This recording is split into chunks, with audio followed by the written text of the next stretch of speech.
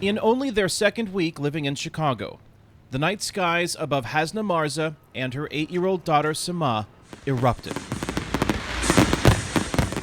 On Independence Day here, there was lots of fireworks and explosions and such, and at first we were very scared in the house. But then I knew that these were fireworks, so I opened the window and showed Sama that these were just fireworks, and it's not like we're in a war, we're not in Syria.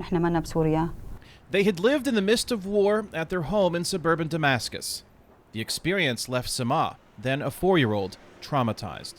At the time, we were between the two fighting sides, and we went down to the basement, and a rocket hit another floor, but we were okay. On their third attempt to flee Syria, Hasna and Sama successfully reached Egypt, where they waited several years before coming to the United States in June. The refugee program in the United States, it is not a fast-track program. Melina Kano heads Refugee One, the agency helping Hasna and her daughter resettle.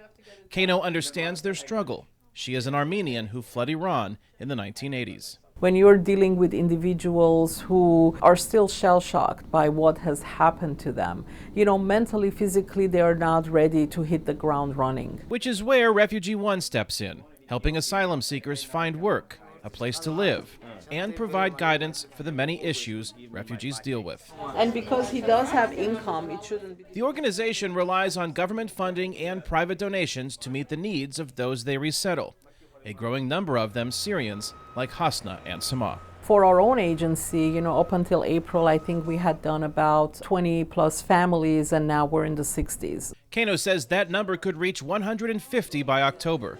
Okay, 1 minute. Finish with your partner. As Hasna Marza looks for a job, she is taking Refugee One's English language classes.